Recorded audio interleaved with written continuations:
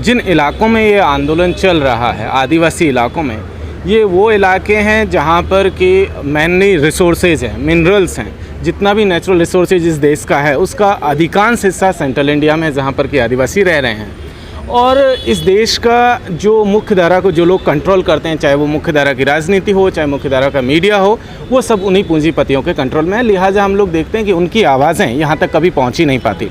दूसरी, जिस तरीके से उन इलाकों में आर्मी को जिस तरीके से डिप्लॉय किया गया है या सुरक्षा बल जिस तरीके से वहाँ पर है, और बाकी तमाम लोगों की एंट्रियों को जिस तरीके से बैन किया गया, उसकी वजह से वहाँ पर जाना भी किसी भी दूसरे व्यक्ति के लिए, बाहरी व्यक्ति के लिए आसान है नहीं। इसलिए हम देखते हैं कि बाहर कभी खबर नहीं आती, और इसी का नतीजा ये हुआ कि सिलगेर का आंदोलन, जिसको 1 साल से ज़्यादा वक्त हो चुका है, लगभग 13 से 14 महीने हो चुके हैं, वो खबर आंदोलन आज की तारीख में लगातार जारी है, लेकिन यहाँ तक जो है नहीं पहुँच पाता। हम देख रहे हैं कि आज जो प्रेस कॉन्फ्रेंस हुई उसमें सिलगेर पर जो रिपोर्ट आई, और रिपोर्ट को आप जब देखेंगे तो पता चलेगा कि किस तरीके का भयानक जो है हमला स्टेट का वहाँ पर चल रहा है आदिवासियों के ऊपर। लेकिन यहाँ उनकी बात को रखने वाले या उनकी बात को सुनने के लिए लोग नहीं हैं। ये एक चीज़ है, और ये उसी वजह से है क्योंकि यहाँ दूसरे लोगों का कंट्रोल है पूरा का पूरा स्टेट मशीनरी पर, और इसका ये नतीजा है। दूसरी चीज़ आप देखिए कि सिलगेर ही नहीं, आप हसदेव की एग्जांपल लीजिए। हसदेव में भी लगातार आंदोलन चल रहा है, और हसदेव के भी आदिवासी जो है लड़ाई लड़ रहे हैं अपनी जल जंगल और ज़मीन को बचाने के लिए। लेकिन दूसरी तरफ हसदेव का जो जंगल है उसको अडानी लेने के लिए तुला हुआ है। सरकारें दोनों ही लिप्त है, वहाँ जो है राज्य सरकार है वो भी लिप्त है, यहाँ केंद्र की जो सरकार है वो भी लिप्त है। ऐसे में उनकी आवाज़ को यहाँ तक पहुँचना आसान नहीं है, लेकिन फिर भी लगातार आंदोलन चल रहा है बिना किसी जो है सुनवाई के, बिना किसी, अगर हम लोग देखें तो देख सकते हैं कि मीडिया के किसी कांटेक्ट में आए हुए भी वो लोग अपनी लड़ाई लड़ रहे हैं। लेकिन सर, जो उन पर जुर्माना किया गया है हिमांशु साहब पर, वो किस तरह से देखते हैं सुप्रीम कोर्ट के द्वारा? देखिए, अगर हम हिमांशु जी का जुर्माने को देखो तो सबसे पहले उस केस को देखिए। उस केस में ये हुआ कि 16 आदिवासियों को जो है मार दिया गया। सवाल ये है, उस पूरे के पूरे केस में होना ये चाहिए कि इस बात का पता लगाया जाना चाहिए कौन लोग थे जिन्होंने उस पर मारा। हिमांशु जी और उनके बाकी के याचिकाकर्ताओं का आरोप था कि सुरक्षा बलों ने उनको मारा है। तो ऐसे में अगर सुप्रीम कोर्ट ये मान के चलता है कि सुरक्षा बलों ने ये कार्रवाई नहीं की है, तो सुप्रीम कोर्ट को ये भी जांच का आदेश देना चाहिए था कि आखिर कौन लोग थे जो इस देश में आते हैं और 16 आदिवासियों की हत्या करके चले जाते हैं और उनका पता नहीं चलता। आप देखिए, इससे पहले एडस मेटा का हुआ था, एक जनसंहार था, उसके साथ साथ सारकेगोड़ा का मसला है। उन दोनों केसेस में मध्य प्रदेश हाई कोर्ट के एक रिटायर्ड जज की अध्यक्षता में जो है एक समिति बनी थी, पूर्व जस्टिस थे उनकी, और उन्होंने कहा था, उसमें भी इसी तरीके के आरोप लगे थे और उसमें वो आरोप सही पाए गए। तो उसमें कहा था कि ये जो नरसंहार हुए इसमें जो सुरक्षा बल है उनकी इन्वॉल्वमेंट है। तो ऐसे में अगर इस तरीके से लगातार जो आरोप लग रहे हैं सुरक्षा बलों, ये देखिए किसी भी देश के लिए अच्छी बात नहीं है कि आपके सुरक्षा बलों के ऊपर आरोप लगे और आरोप में कई जगह आरोप सही भी साबित पाए जाएं और कई जगह आप ये पता भी ना लगा पाए कि किसने ये हत्याकांड को अंजाम दिया है। उसके बावजूद भी अगर आदिवासियों को न्याय नहीं मिलता है तो ये सोचिए, अगर सुप्रीम कोर्ट में पहुंचने के बाद भी अगर आदिवासियों को न्याय नहीं मिल रहा है तो इससे ज़्यादा दुर्भाग्यपूर्ण क्या हो सकता है। इस देश में जब सुप्रीम कोर्ट और तमाम तरीके की जुडिशरी की व्यवस्था की गई थी तो ये उम्मीद थी कि इस देश के जो लोग हैं उनको जब कभी भी न्याय की ज़रूरत होगी तो हमारी न्यायपालिका उनको न्याय प्रोवाइड करेगी, और वो न्याय ऐसा होगा जो लोगों को लगे कि हाँ उनके साथ न्याय हुआ है। लेकिन जिस तरीके का जजमेंट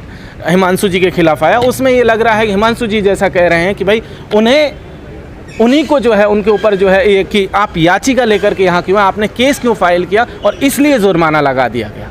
तो ऐसे में ये किसी भी तरीके से सुप्रीम कोर्ट की साख के लिए जो है अच्छा नहीं है जी। तो क्या जो आदिवासी सुप्रीम कोर्ट जाएगा वो जुर्माना लगाने से क्या मतलब वो उनको न्याय नहीं मिलेगा, वहाँ जाना गैर कानूनी उनका वहाँ पे? देखिए, जिस तरीके के जजमेंट्स अभी आ रहे हैं उसमें तो इसी तरीके से आपको बताने की कोशिश चल रही है कि आप न्यायपालिका को अप्रोच ही क्यों कर रहे हैं, यहाँ पर आ ही क्यों रहे हैं, आप मत आइए। क्योंकि अगर इसी तरीके से याचिकाकर्ताओं के ऊपर जुर्माना लगेंगे तो जाहिर सी बात है धीरे धीरे होगा, लोग कोर्ट की तरफ अप्रोच नहीं करेंगे। जो किसी भी देश की वो डराने की कोशिश है। अगर लोग जिनको न्याय की उम्मीद न्यायपालिका से थी और अगर वो न्याय के लिए सुप्रीम कोर्ट का ही दरवाजा नहीं खटखटाएंगे तो कहाँ जाएंगे?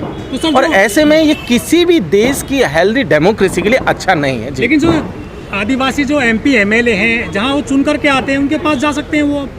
देखिए, एमपी हो या एमएलए हो या कोई भी इलेक्टेड रिप्रेजेंटेटिव हो या कोई और भी व्यक्ति हो, वो भी यही कहेगा कि भाई आप, हमारे देश में एक व्यवस्था है, लोकतंत्र, किसी भी देश के लोकतंत्र में व्यवस्था दी गई है कि अगर आपके साथ इनजस्टिस हुआ है, न्यायपालिका उसी के लिए बनाई गई थी, तो वो भी यही अप्रोच करेंगे कि भाई आप न्याय का दरवाज़ा खटखटाइए, न्यायपालिका की तरफ जाइए। और न्यायपालिका से अगर इस तरीके के रिस्पॉन्स आएंगे, न्यायपालिका अगर याचिकाकर्ताओं को या जिन लोगों के साथ इनजस्टिस हुआ है, जिनके ऊपर अपराध, जिनके साथ अपराध हुआ है, अगर उन्हीं को आप दोषी ठहरा देंगे तो जाहिर सी बात है कि लोग नहीं जाएंगे। लेकिन सर आगे क्या सोच रही है, किस तरह की इसको लेकर के देखिए, सिविल सोसाइटी जो सोच रही है, सिविल सोसाइटी का यही है कि भाई इस तरीके से अगर सुप्रीम कोर्ट की साख पर बट्टा लगेगा तो ये कहीं से भी अच्छा नहीं है। सुप्रीम कोर्ट की साख को बरकरार रखना किसी भी सिविल सोसाइटी के मेंबर के लिए सबसे ज़रूरी है। सुप्रीम कोर्ट हो, हाई कोर्ट हो या लोअर कोर्ट हो, हमारे देश में इंडिपेंडेंट जुडिशरी का एग्जाम्पल्स हमने देखे हैं। जब प्रधानमंत्री के ऊपर भी जो है एक्शंस हुए हैं, इलाहाबाद हाई कोर्ट का जजमेंट हम लोगों ने देखा, इंदिरा गांधी के खिलाफ उन्होंने एक्शंस लिए थे और इलेक्शन जो है उन्होंने इनवैलिड करार दे दिया था। तो हमने वो भी जुडिशरी का वो दौर भी देखा, हमने और भी तमाम तरीके के जुडिशरी के दौर देखे जहाँ पर कि सरकारों के खिलाफ भी जुडिशरी ने एक्शन लिए, जहाँ न्याय के पक्ष में जुडिशरी खड़ी हुई है। तो ऐसे में सिविल सोसाइटी की जिम्मेदारी ये है कि वो न्याय के पक्ष में खड़े हों, जो पीड़ित तबका है उसके साथ में खड़े हो, और यही सिविल सोसाइटी करेगा। लेकिन जो आदिवासी जो प्रेसिडेंट की जो उम्मीदवार चुनी जा रही हैं, द्रौपदी मुर्मू जी, उनके लिए तो पूरे देश में सपोर्ट किया जा रहा है, वो भी एक आदिवासी महिलाएं, क्या आदिवासियों को न्याय मिलेगा अगले समय में? देखिए, दो अलग अलग चीज़ें हैं, न्याय और सुप्रीम और जो है राष्ट्रपति पद के लिए उम्मीदवार, ये दोनों डिफरेंट चीज़ें हैं। राष्ट्रपति पद के लिए जो उम्मीदवार द्रौपदी मुर्मू जी को बनाया गया, उसको देखिए कि वो बीजेपी की अपनी एक पॉलिटिक्स का एक्सटेंशन है। बीजेपी अपनी पॉलिटिक्स को आदिवासियों के बीच में इस्टेब्लिश करने के लिए कर रही है, और इसीलिए उन्होंने पहले हमने देखा कि कोविंद साहब को बनाया गया, उससे पहले हम लोगों ने और भी तमाम लोगों को देखा, कलाम साहब को देखा था। तो वो उनकी पॉलिटिक्स का एक्सटेंशन है, उससे न्याय का कोई लेना देना नहीं है, उससे ऐसा नहीं। हाँ, हम ये उम्मीद की जा सकती है, एज ए आदिवासी उम्मीदवार उनसे उम्मीद की जाती है कि वो आदिवासियों के हक और हुकूक के लिए बात करें, उनके पक्ष में खड़े हों, चाहे वो आपका सिलगेर का आंदोलन हो, चाहे हसदेव का मसला हो, चाहे उसके साथ साथ देश भर में अगर हम लोग देखेंगे तो लगभग 700 से 800 जगह ऐसी हैं जहाँ पर कि लगातार आदिवासियों के आंदोलन चल रहे हैं। और हम यही उम्मीद करते हैं कि द्रौपदी मुर्मू जी के राष्ट्रपति बनने के बाद वो आदिवासियों के हक में जो है फैसले देंगी, और क्योंकि इन इलाकों में अनुसूची 5 लागू होती है संविधान की, तो ऐसे में वो उनके साथ में खड़ी होकर के अनुसूची 5 की रक्षा करेंगी, पेशा कानून की रक्षा करेंगी। जी।